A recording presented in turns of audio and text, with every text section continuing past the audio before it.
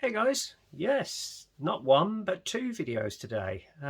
This one is a classic airliner. It's a Russian airliner, very similar to a well-known British airliner that we saw in the 1960s. In fact, I think they got the design basis from this as well. It was a medium range, also long range airliner used in the Russian airline industry, Aeroflot. It first flew in the 9th of January 1963. It broke several world records apparently, and was used as a VIP transport for the Russian president.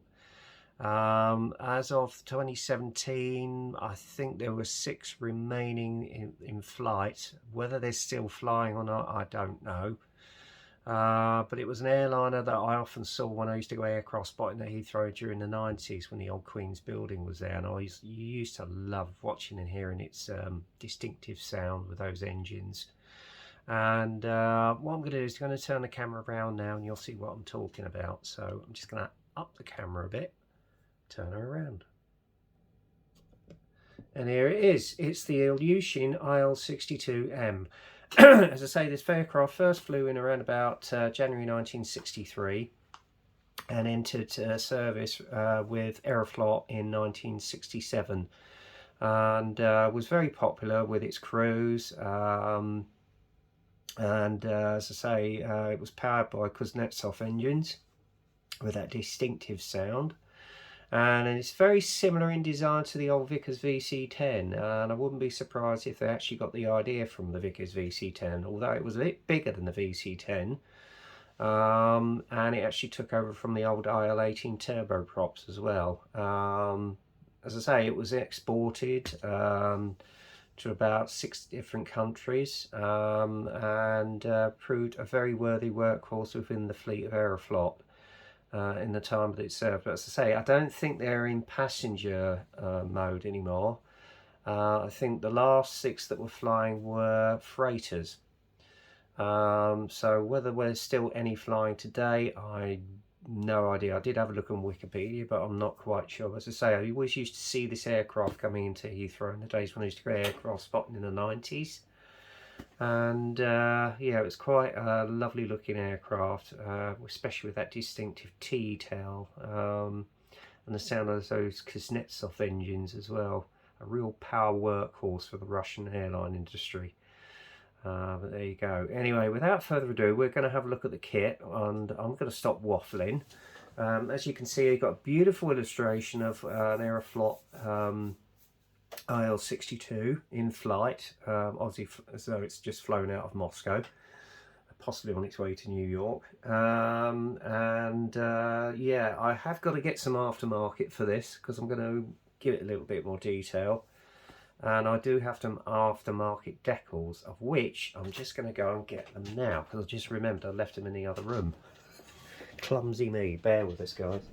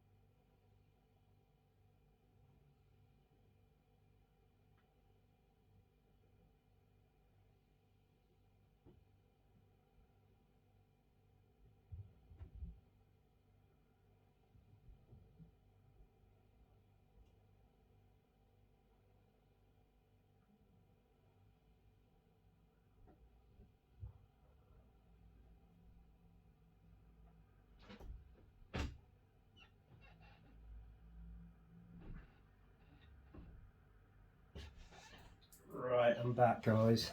Okay. Alright, I've got my decal sheet with me as well. Anyway, I'll show you that further down in review. Right, as far as I know, this kit is still in production, and like many of the other range of Russian airliners that Zvezda do, and they're all of a high quality, I have to say, beautifully moulded, and the fit, as far as I've heard, is very good. The detail is pretty good, and I must admit I'm going to be collecting a few more. So there you go. Anyway, as I say, the kit number on this one, if you're after one, if I can find it, oh yeah, we are, it's on the end of the box here, is 7013. That's 7013. Okay. On the side here, you've got all the other kits that are actually within the airliner range. I've got the TU154, which I think you remember some time back I did an inbox review on that. You've got the new Superjet 100, which I think has just been certified. So it's not too dissimilar to the old A220 Airbus, which actually was taken over by Airbus from the old Embraer design. And then obviously, believe it or not, a 747-400, which I must admit I'm tempted to get. And then on the back here, you've got your colour callouts. These are basically in Humbrol colour ranges. You've got a shot the decal sheet here, which is the Aeroflot design. And obviously all of this is in Russian, so I can't even pronounce or translate it for you. And that's pretty much it. And then on the back of the box, you've got an illustration of the actual assembled kit itself, and it does look nicely impressive, I have to say. And there's some more views of the kit assembled as well. So there you go. As usual, it's an open-ended box for this one, and it's virtually a box within a box, if you know what I mean. So you just slide the internal box out of the outer box, and obviously, like most Zvezda kits, it's basically all in there. You've got the instruction sheet and one bag of sprues. So what I'm going to do is I'm going to put the box aside, and we'll go through the instruction sheet. You've got the actual box art illustration, a little history about the aircraft itself, and obviously you've got the option of having it with the undercarriage down or mounted on a stand in flight. So there you go. And then we open up the next section. That's a map of your sprue trees, as you can see there, with all the sprues. So check that you've got all your parts. Okay. And also there's a little few tips here on modelling. And then the first thing to do is, believe it or not, there's a bit of internal detail on the cockpit, which is what Zvezda is very well known for, even in 1/144th. So that should look quite effective. Basically, you've got the actual engineer's wall, you've got the captain, the engineer, and the co-pilot, the seats which go into the cockpit floor. You've got your control yokes which go onto the actual control panel, main central control panel, door there, that's actually part of the actual tail hub, and then you fit the tail place to the tail hub there. Okay. Next process is basically to assemble the sub-assemblies for the undercarriage bay, which goes onto the upper part of the wing. As you can see there, that's how it looks when it's assembled. And then you get the two wing halves that go together, and they're actually telling you, if you want to put the stand, just cut out the hole there. Okay, you've got the air intakes which go in before you assemble the wing as well. And then it's the finish of the assembly of the cockpit, which you can see there. Okay, everything goes in, and obviously you've got the side galley panel there as well. Glass goes in if you want to do that. I myself would probably use PVA, make life a bit easier. And then the cockpit and then the two halves, I should imagine, button up. And don't forget to weight the nose, otherwise you're going to have a tail sitter again, even though it's got a tail leg at the back. Okay. So basically, it's the assembly of the Kuznetsov engines, whereby you put the the compressor blades in, assemble those, they go inside the engine bays, as you can see there, and then the engine and the engine cowls and the outtakes go together, all assembled. Then it's on to the elevators for the wings, and you've actually got the actuators which go on as well, so you can have it with the elevators down, which is a good thing. And then obviously you button up the fuselage for the internal workings of the cockpit and the galley. Okay, and then fit on the elevators to the wings go on, and then the cockpit clear panel goes in. And then obviously you've got the rudder which goes onto the tail, the Kuznetsov engines go onto the fuselage, and again with the tail you can either pose it with the tail up or in flight mode. Okay, and again all your elevators and air brakes go on, as well as some of these lumps and bumps. Okay, and then it's the assembly of the main undercarriage units and the stands, which you can see there, all go together. Okay, and obviously you've got the gear bay doors which go on. Now if you haven't it in flight mode, you can put the what I'm on about, gear bay doors on. Okay, or alternatively you can have the undercarriage down and assembled, or you can have both, even that on the stand with the undercarriage bay assembled as though it's coming into land. So there you go. And that is pretty much it. And then obviously you've got the colour call-outs for the actual aircraft, as you can see there. Very not too dissimilar looking like a VC-10, except it's a bit bigger and longer. And then you've got the colour call-outs for the one colour scheme that you've got in this kit, which is of an Aeroflot aircraft. Okay. In fact, two. Or even three, so you've got the option of 3 aircraft here. In fact, one of them was the official Olympic team aircraft for the, I don't know which year of Olympic Games was it, the 89 games? I don't know, I can't remember. So you've got the option of doing that. So there you go, that's pretty much the assembly. It looks fairly straightforward. And then we're coming on to the kit itself, so I'm going to have to seal the bag. I'm sorry about the crinkling, and we'll have a look at the kit parts itself.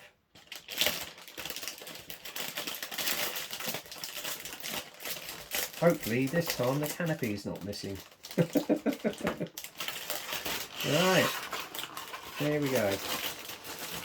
Right, I'm going to get one of the fuselage halves out if I can.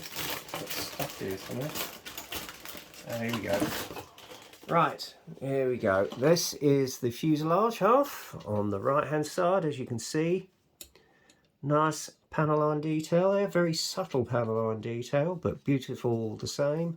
Nice, crisp and clear. You got no flash on there, and even the actual panel lines on the actual tail unit look really nice. Beautifully moulded. So yes, that should make for a lovely, lovely kit when it's built. So there you go. As I say, it's not any detail on the inside, so there's no point in actually showing you the opposite side of that. Just get all the screws out and I can show them to you one by one. Okay, next up,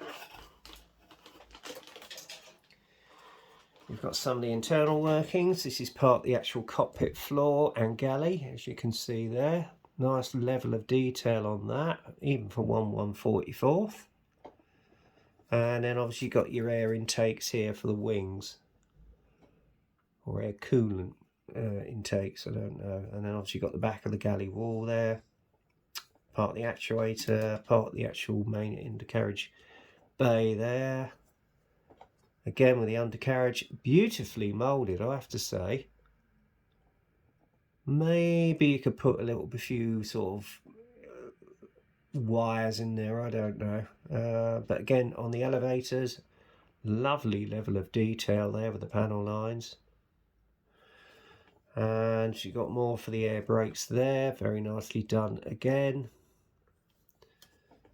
And also on the opposite side, you've got a nice level of detail there.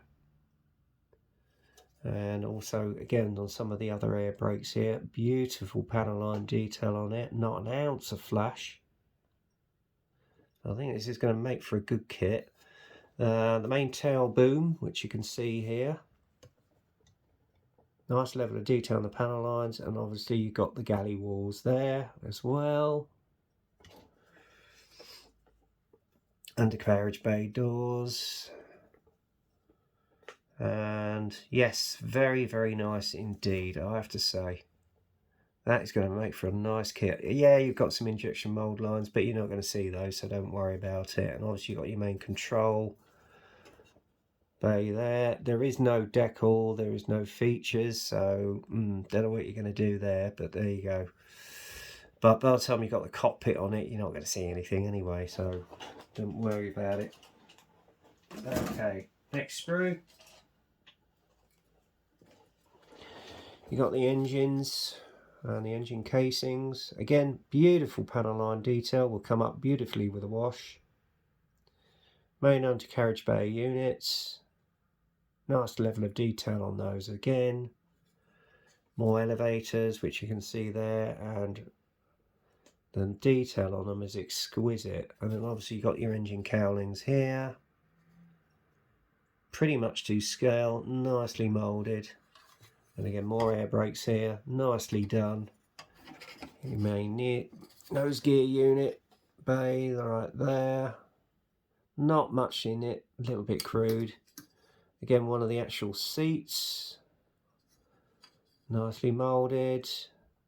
And there's your galley door. So maybe there's an option for it to be open. So I don't know. We shall see. Again, very nice indeed.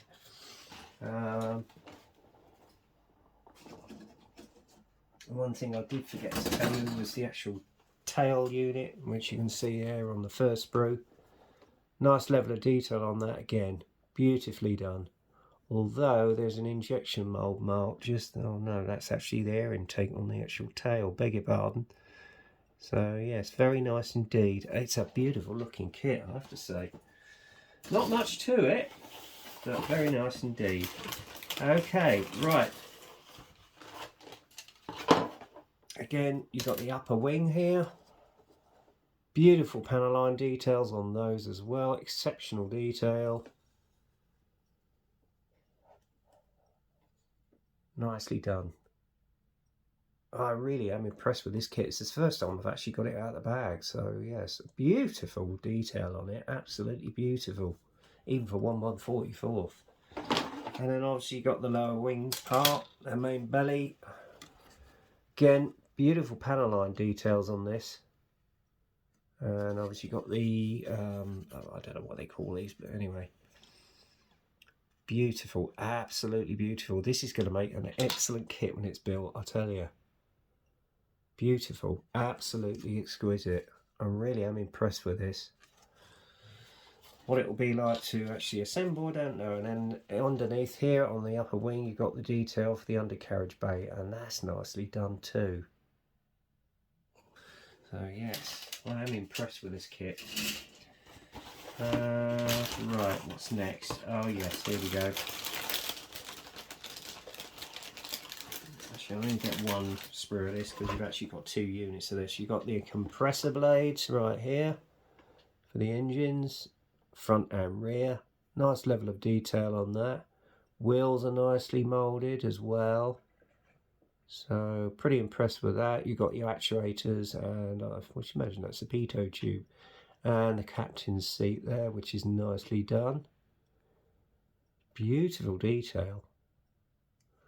So yes, I am mightily impressed with this kit. And there obviously is an air vent, or I don't know what that is. I don't know if it's part of the undercarriage door, gear door, might be, I don't know. But yeah, it's, mind you, you've got to be careful when you take these off the sprue, for Christ's sake, don't lose them into the carpet monster. And when you do take them off, be very careful, because they might ping off somewhere. But yeah, beautifully made, beautifully moulded, I have to say. Right, you got any clear parts in this? Yes, we have. That's actually in another bag. Well, I'm inclined not to take them out. It's in a resealable bag, so yeah, I will take that one out, so that's good. It's a pity other kit manufacturers don't put their clear parts in a resealable bag. A lot of thought gone into this. Anyway, here you go. That's the cabin windows, if you should choose to put them in, but I'm not going to. I'll use PVA. And that's your main cockpit glazing there. And I must admit, there is a slight amount of distortion, so the fact that there's no detail on the control panel, I wouldn't worry about it, to be honest with you. So yeah, beautifully made though. And I'll put it back in its resealable bag. So yeah, I'm pretty impressed with this kit. I really am. It's just absolutely exquisitely moulded, and the detail on it is exquisite. It really is. I can't wait to build it. I really can't. It's really an aircraft that's essential to any model airliner collection, to be honest with you. It's such an iconic aircraft for the old Russian airliners. It really is, and it is a beast. Right, I'm just trying to reseal this bag. That's done. Good. Right, finally we'll have a look at the decals that come with the kit.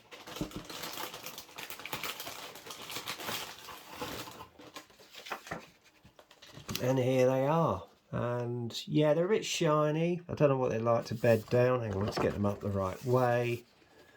As I say, you got the option of 3 examples here. You can do it in the old Aeroflot scheme or the most recent scheme that it was in. And obviously you've got the option of doing the Olympic team aircraft. So there you go, official Olympic carrier. So there you are. So yeah, not bad at all. As I say, I am not actually going to model it into a Aeroflot aircraft. Oh, one thing I did forget to show you. And if you should want it as a sort of a desktop thing, you've got the option of a stand, which is that. So there you go. But I'm going to have it with the undercarriage down so that it fits in my future cabinet, along with the other airliners I would have built by then. So yeah, I'm just going to put everything back in the bag, guys. I have to say I'm mightily impressed with the detail on this kit, even for 1144. I mean, the fact they've gone to the trouble of doing cockpit interior, wow. I wish a lot more manufacturers would. I think it just adds something to the kit, really. And like the IL76, wow, it is a beautiful looking kit. And I could mind to get another one actually and do it in some other aircraft markings. But yeah, well worth the money. I think I paid about £17.99 for this. Bought over a year ago, and I've only actually got around to doing an in-box review of it. But wow, what a kit! It is a beauty. It is an absolute gem. Of a very iconic Russian airliner. Which was used throughout the Cold War years, and right up until I suppose 2018, 2021 really. But as I say, I don't know if there are any still flying. Although from around about 2017 they said there were about 6 still flying. Whether there are still any left flying at all, I'm not quite sure. So if you do know, leave a comment in the comments column. That would be interesting to know.